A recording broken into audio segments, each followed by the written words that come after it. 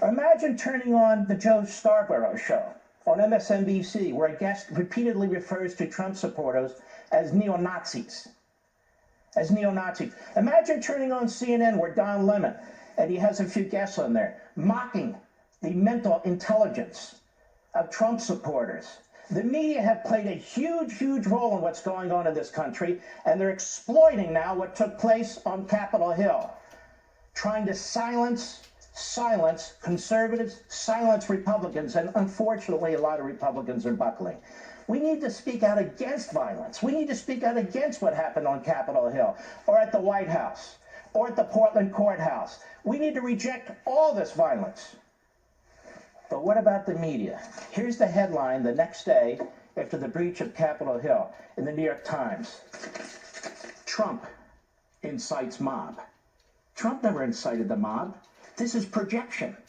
He never did that. Or the Washington Post.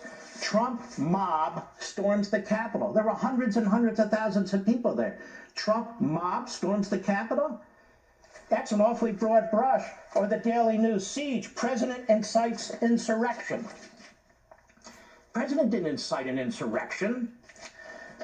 Or the USA Today, pro-Trump mobs storm U.S. Capitol. How about thugs storm U.S. Capitol? How about lawbreakers storm U.S. Capitol? This is the way it can be reported. Here's the New York Post, Capitol invasion. Okay, fair enough. Here's the Washington Times, assault on democracy. Okay, fair enough. We shouldn't downplay what happened on Capitol Hill the other day. We should be furious about what happened on Capitol Hill the other day. But either you're against violence or you're not. And so now the media and people like Adam Kinzinger and Chuck Schumer and their ilk and their like, what are they doing? They're exploiting the situation. They're talking about impeaching the President of the United States or the 25th Amendment 9 days before he leaves office. Do they even know what's involved in the 25th Amendment? So they double down, they triple down, they quadruple down. They're not going to change. Out of one side of their mouth, they talk about unity. Out of the other side of their mouth, they spit on people. 74 million people and more. They're not going away. Their concerns still exist. And then I see the Democrat leader in the Senate, Schumer, still talking about attacking the Supreme Court. Isn't anybody concerned about that? Nobody wants the Supreme Court attacked. Certainly not by the United States Senate. Attacking the voting system and the Electoral College. Packing the Senate with 4 more Democrats.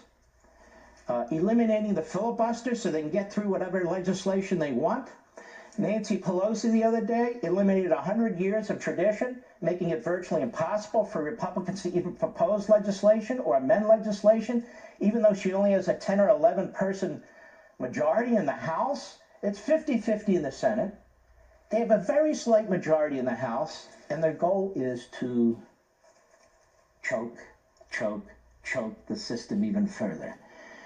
And the media are trying to intimidate conservatives and constitutionalists by projecting onto them violence that occurred by reprobates and others who need to be tracked down and punished. So it seems that the lessons have not been learned. They certainly haven't been learned by the left, they certainly haven't been learned by the media, and they certainly haven't been learned by the never-Trumpers.